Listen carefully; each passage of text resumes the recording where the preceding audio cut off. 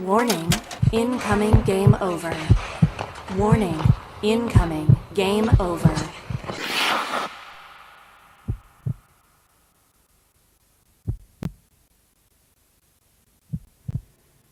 Oh, and of course, I forgot to turn off the outro yet again. Hey, I just forgot how to start just like the Calgary Flames did in a game that could have gotten very ugly very quickly.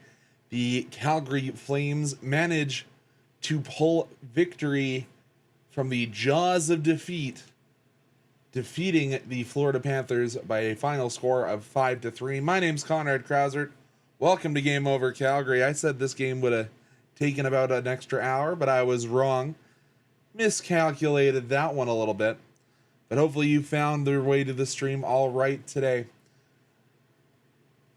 A really awkward one. Obviously, the Flames playing on Black Friday. I gotta change my camera a bit here. There we go. You don't need to see my microphone. Don't need to see that bag either. But the Calgary Flames take down the Florida Panthers in a bid to go 500 through Florida through the first two games of this little road swing the Flames are on. And this had the start, which felt very eerily similar to how the Flames lost in Tampa Bay. But the Flames do manage to scrap their way through and take 2 points. And this comes on the heels of, obviously, Anand talked a little bit about it, about how Craig Conroy had reportedly got a 2-year salary or contract extension.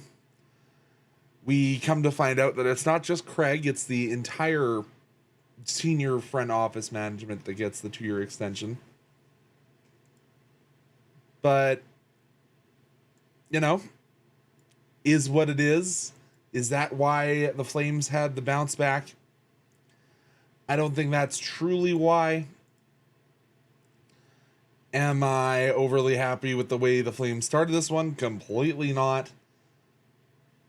But, you know, good to see some pushback today that we didn't see in Tampa Bay now that we made it all the way to Sunrise. According to Money Puck and their simulator, the Flames were on the losing end of the deserve to win a meter, only winning this game in 39.5% of simulations. And you know what? Like, we've talked so many times this year about how the Flames have lost games that they apparently deserve to win. So it was nice to be on the other side of that coin this time. Let's talk about recap here in period number 1 for your Calgary Flames. And as I said, it could have started real ugly in this one as Evan Rodriguez gets the goal in the opening minute. Puck's back in behind Logan Cooley's net. Weegar gets it forward to Huberdeau. Huberdeau is pressured, makes the turnover, and Rodriguez doesn't make a mistake. Assists to Sam Reinhart. I've misread that. Sam Bennett. No, you're getting ahead of yourself, Conrad. And Bobquist as the Panthers take a 1-0 lead a minute in today. Apologies, just having to check the phone because I was just making sure it wasn't something overly important. Then just over 2 minutes later, it is the aforementioned former Flame, Sam Bennett, one of my mom's favorite Flames for a long time. He gets past his marker in Rasmus Andersson after he takes the feed from Greer, beats Cooley on the glove side, and it's a 2-goal game within the first 3 minutes. Tell me where you've seen this one before, ladies and gentlemen. I wasn't overly enthusiastic about how the game was going. I was almost like, you know what? I'm tired. Maybe I just don't do Game Over tonight after seeing this. But, you know, Flames battled back, something we haven't seen much this year, as we know the final score. And to kick off the comeback, it was a first NHL goal from the man who is now a full-time NHLer, Yan Kuznetsov. He takes the feed from Coleman. And, you know, good on the young defender to take the puck at his own blue line, make one move, fire it home, and a first in the NHL. Good to see Connor Zary recognize it was the first goal for the young defender. Picked up the puck and, hey, started the wheels in motion in this one. 5:35 in the first. But we weren't done in the period that the Flames so often forget to play in. They managed to claw all their way back to the level. Good point shot from the former Florida Panther, his first of the year, Mackenzie Weegar. Been a bit of a struggle in the offensive zone this far for Weegs, but he walked into this one as he had a lot of time and a lot of effort. You see all 5 of the Cats down near the goal line, leaving lots of room for Weegar to step in and fire. Good job by Connor Zary drawing the attention. He also draws the secondary assist. Obviously, Backlund with the primary, getting the puck down from below the goal line. So 20 minutes, 2 goals apiece. Florida actually had 19 shots in the opening 20 minutes. Flames only managed 14, but all tied up on the scoreboard where it matters. Flames also do end the period on a 5-on-3 after you see the rare 2 penalties assessed on the same play. Good work by the fourth line in both Weegar and Beecher, or rather Lomberg and Beecher, to draw the 2 penalties to Aaron Ekblad and AJ Greer. The trip and the hold. And this would lead the Flames to take their first lead of the game. Morgan Frost on the power play, working that net front oh so well. Kadri and Rasmus Andersson, they've been the catalyst for so much of the Flames' recent success. They go from the half wall to the point. It gets all the way to the Florida goaltender in this game. It's a little interesting to see that it wasn't Bobrovsky in this one. I can't actually remember his name for the life of me.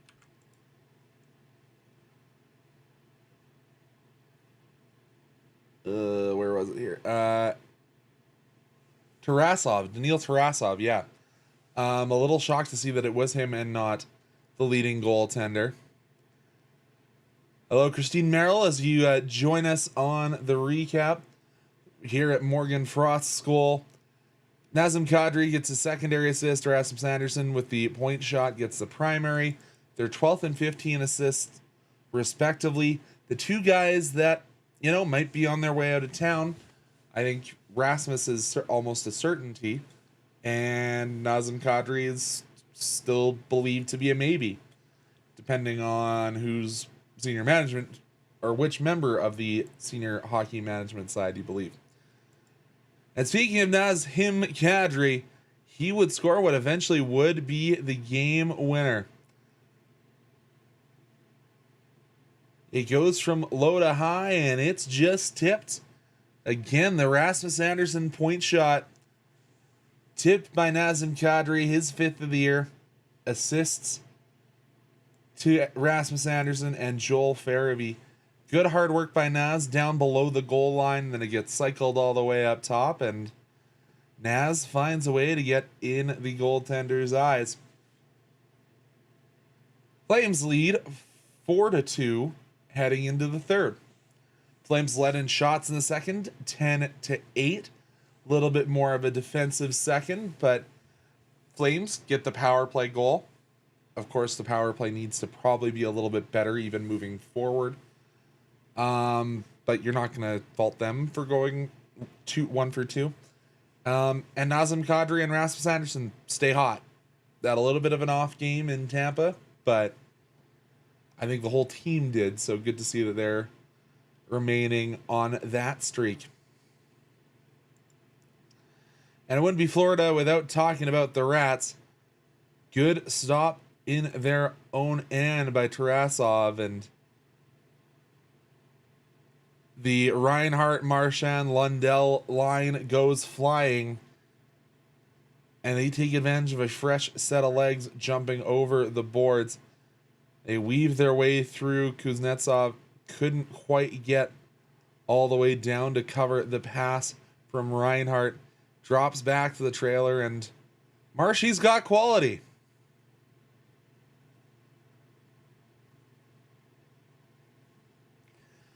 I hate to give credit where credit's due, but sometimes you don't have as lengthy of an NHL career as Brad Marchand has had for no reason. Reinhart and Lundell, as I mentioned, on the assists, 10th and 13th of the season. But the Flames do manage to seal it. Finally, we score an empty net goal. It seems like that's been a real struggle for the Flames this year. And once again, great work from Nazem Kadri. He gets his 3rd point of the game as he touched it forward to Joel Farabee. I thought Igor Sharangovich might have gotten an assist on that, but they elect to not give Sharkey the assist for his board work. But good to see Igor Sharangovich being trusted in that situation. There has been vast swaths of this season where if you had seen number 17 in that situation in the 6-on-4, you might have counted on a goal against rather than the goal for. So good on Igor Sharangovich. Understanding what his role is, if he's going to be on that line with Nazem Kadri, if he's going to be given the opportunities that come with that, it does also come with responsibilities, and good on him for assisting in the win of the board battle that gets the puck out on Kadri's stick, and Joel Farabee eventually touches that one home. That'll be your final score. Flames outshot by Florida in the 3rd period. 13-10, outshot in the game, 40-34. Face-off percentage, the Flames actually did win. I know it's a rarity. I'll take it. 52.1% in the face-off dot, so just a little bit over a coin flip. They do go 50% on the power play, 1 for 2. They do kill off both of their penalties. They are out hit by the Florida Panthers. I'm not shocked seeing the plethora of injuries that the Panthers have, that they've had to be a little bit more physical than even I would have expected. Flames, however, did block 28 shot attempts, gave the puck away 14 times compared to Florida's 10, and only took the puck away 3 times compared to Florida's 4. So if you look at the underlying stats, you do kind of see where Money Puck's model on the deserve to win-o-meter did kind of skew in the direction of the Panthers. And if you look at expected goals like Devine, Mikkola, Gregor, Kunin, Jones, all have expected goals of around that one, or that expected goal ratio of around 80%, meaning that they created more offense than their opponents. And guys that had had a higher expected goal for the Flames were Braden Pahal and Joel Hanley. Maybe the model needs some adjusting, but yeah, the Flames, that's why you play the game, right? That's why you don't just rely on computer simulations. If we did, we'd all be watching NHL 26 for the rest of our lives, and as much as I like watching video game streams, I don't want it to replace my sports. So, Flames are now 500 on their road swing. A lot of the heavy lifting, as I said, 3-point night for Nazem Kadri, 2 points for Rasmus Anderson. a much needed rebound game here on Black Friday for your Calgary Flames. And, I think it truly was an all-around effort. And good job by the Flames not taking any penalties in the third to allow the Florida Panthers to work their way into this game. And as KQ saying in chat, go Cooley. Yeah, Devin Cooley. Obviously, you would probably wish he'd had one of the two in the first, but the ability to lock it down for vast stretches of the game, continuing to show that maybe he deserves to be more of a tandem than a backup this year in the NHL. And I'll continue to say I was wrong looking at my evaluation of him coming out of the preseason. Like, dude's been incredible. But let's head into period number 2.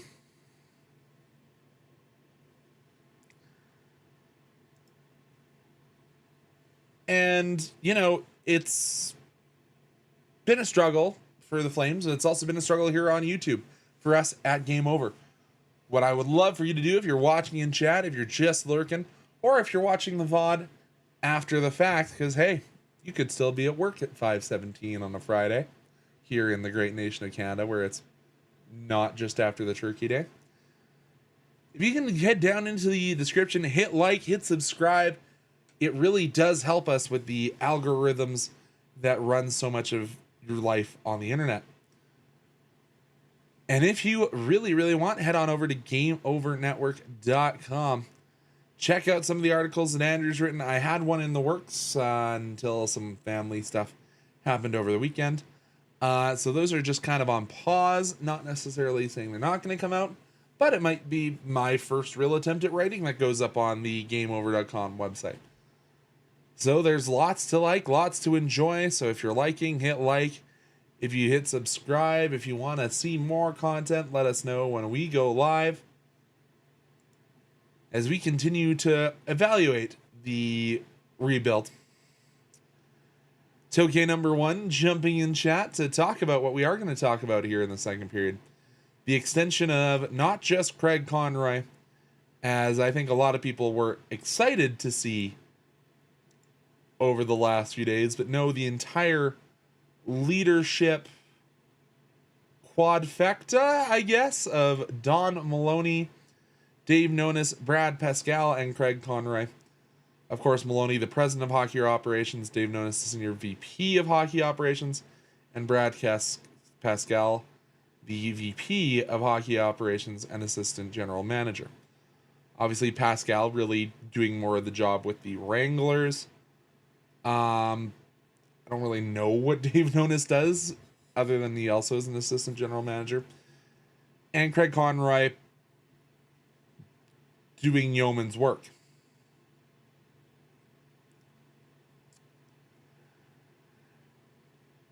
I was happy. I didn't watch what Anand had said about Craig Conroy and his contract situation last night. But, I'm relatively understanding of that extension. But after the comments that Don Maloney made that really infantilized a lot of the fan base, I guess I'm kind of shocked to see that he is returning. Especially when, if you listen to Craig Conroy's comments on Fan 960 or in the intermissions, like, Craig still feels that this team needs to be built via trade in the draft, which seems to fly in the face of what Maloney said.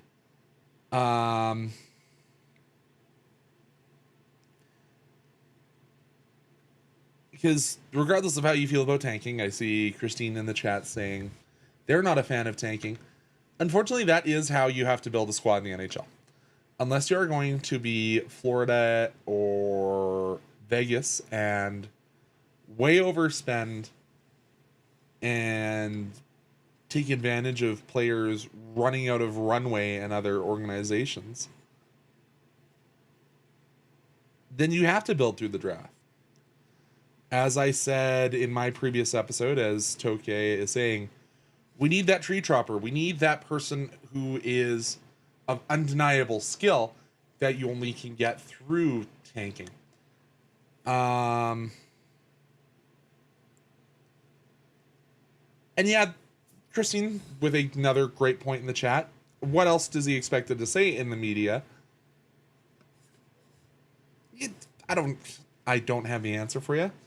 I'm somebody who has a broadcasting degree, and as an interviewer, we are taught to get the answer that we kind of expect, and we didn't get that from Don Maloney.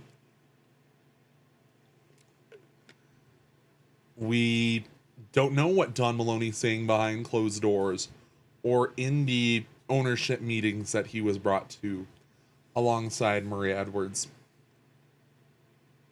So we only get to see that clip of him sitting down and talking, and then the secondary interview with Eric Francis. So who knows? And I kind of feel the same way about these 2-year contracts as I feel about Ryan Huska. Does Murray Edwards love paying people after signing them to contract extensions like you would have to if you would have to let relieve Don Maloney, Nonis, or Pascal or Craig Conroy of their positions after these extensions? Do I think you'd like to do it? No. Do I think Murray Edwards is a smart enough business person to understand that the Calgary Flames are a business, and if you want to operate them like a business, sometimes you do have to spend dead money just to get people off the books?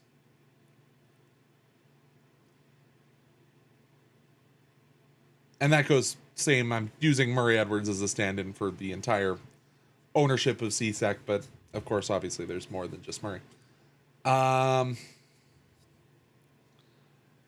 So yeah, I'm not really sure, because as much as I am a Flames fan, I'm not blindly drinking the Kool-Aid. Blindly drinking the liquid IV hydration that I'm trying to get through my system after being sick for a few days. But it does kind of feel like the hockey men that are being trusted are guys that kind of do have a pedigree of failure. Maloney obviously was in Arizona for a lot of dark years. He was the guy who brought in GMBT, Brad Treliving, after knowing what he had done in Arizona. Dave Nonis, obviously, everyone thinks of a lot of his time in the Toronto struggle years, as do I, thinking of his pedigree.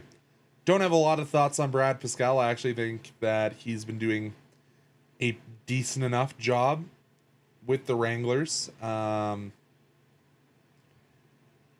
I enjoyed Daniil Miramanov forever and ever, amen.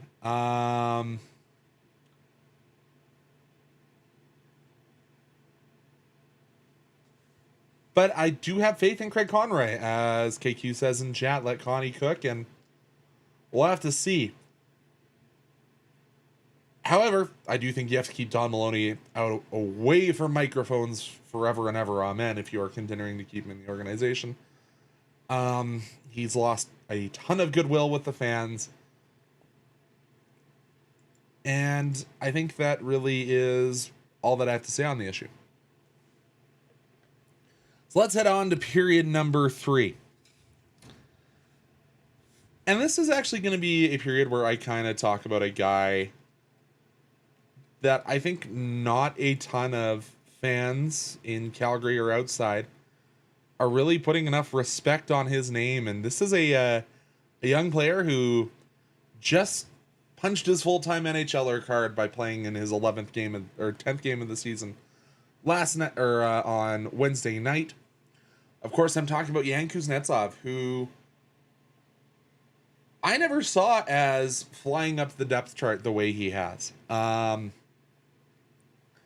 obviously playing in that second line role with Mackenzie Weegar, and gosh, he's looked pretty darn good doing it. Only at a -2, and for a guy who's effectively just getting his feet wet at the age of 23, is logging some serious minutes. Like, they don't have his numbers up on his individual stat page for tonight. I'm sure I can grab that in a second if I tried. But like, if we go back to the Dallas game, that's 22 minutes logged. In Vancouver, 20.42. In Tampa, 21, nearly 21 on the dot.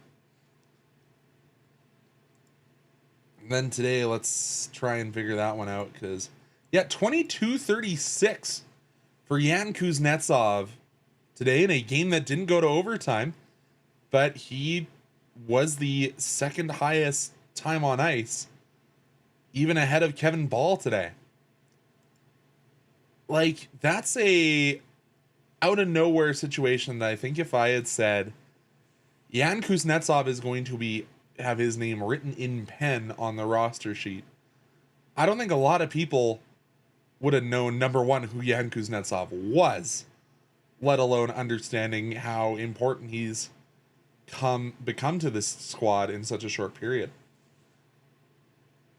Like, when he was called up, I thought, oh yeah, he'll be that sixth defenseman playing that 12 to 20 or 12 to 15 minutes a game, not a guy who's performing at a 20-minute a night pace. And as I said, the goals and assists might not be there.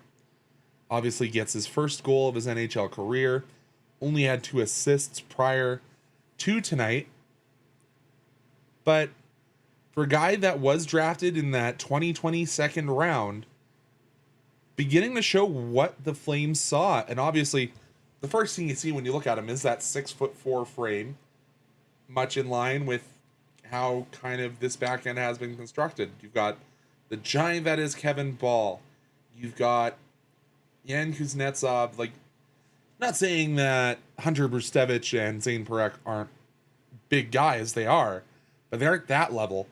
So if you're going to have a guy like Kuznetsov be on the other side of Brustevich, or Parekh in the long term, I'm not unhappy with that. He's getting this seasoning and understanding of what this league is, and 6'4" left-handed shot. I'm not going to argue.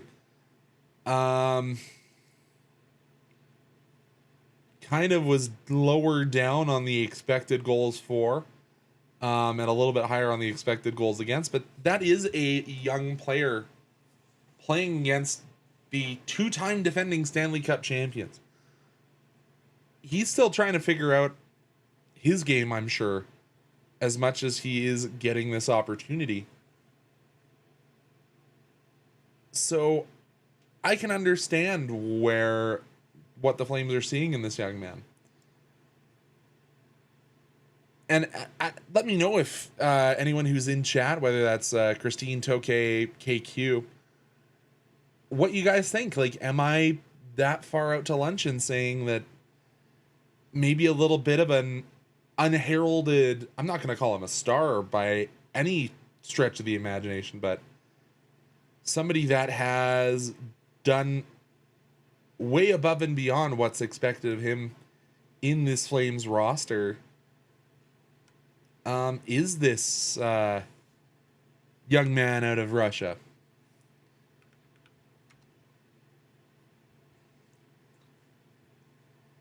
But with that, as I said, the Flames start their road trip at 500. And it is a 4-game roadie, so they still have, or a 5-game roadie if we're including the Canucks game, which I totally forgot was on the road on the back-to-back. But yeah, so they've gone 2-1 on the road trip thus far. They got a couple more contenders, obviously, seeing the Hurricanes on Sunday, a 3 p.m. puck drop, and the Predators on Tuesday, 6 o'clock puck drop there. But it's been a better than expected start to this road trip, obviously, you take whatever it was that happened in Tampa and kind of say, is that the anomaly? Is that where we shouldn't be expecting the Flames results? Or recognizing that that is maybe how this Flames team will perform from time to time, but isn't a regular thing. Is this 4-goal outburst? As the Flames, as I should mention, improved to 42-0 when they score more than 4 goals. It had to be said. Is that where the Flames are starting to improve to? All right. Let's head to overtime. I've mostly been reading a lot of your messages as we go here. So, KQ saying go Cooley. Tokay number 1, I don't know how serious this was. Rebuild is dead. Leadership extended. We talked about that in period number 2. Christine Merrill and I, a little bit of butting heads on how this Flames team needs to get their talent, whether that's through the draft or talent acquisition elsewhere.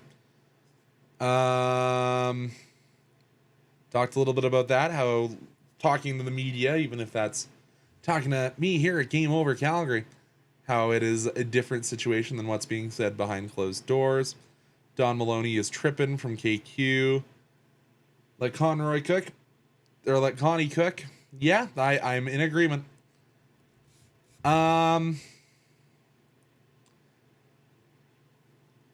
Since we don't have many questions here in chat, I'm going to ask one and then we'll call it a day.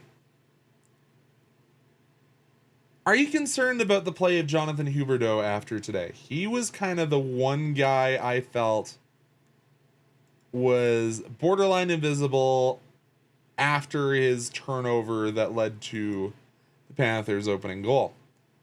Is that just a guy who's returning to Florida for the first time in a while and maybe feeling nervous against his former team? Or is it just 2 kind of subpar games in a row? Take it how you will. I'll give you guys a couple seconds to answer that question if you're going to answer it. If you're live here in chat with me on YouTube on Black Friday, or if you're watching on the video on demand side, please feel free to send it in the comment section. I'll try and answer it when I'm back. I know Anand has the next game when the Flames head to head to the Hurricanes. But I'll try and bring that back up when I host the game against the Predators on December 2nd. Christine Merrill responding, if only draft picks weren't such a crapshoot. They are, however, the likelihood of you hitting the higher up you go, or the lower down you go in the standings, that's the higher draft pick you get, I would argue it lessens the odds of it being still a lot of hope in your development, which has been relatively good. Christine answering my question. Huberdeau was decent early in the season, despite the Flames' losses. So a few bad games aren't concerning to me yet. There's no way his 120 plus point season was a fluke. We need him to find a line mate, and depends on the year with the draft pick comment. I agree. I think that he has had a stretch of games with his line of playing with the hottest player on the Calgary Flames in Matt Coronado.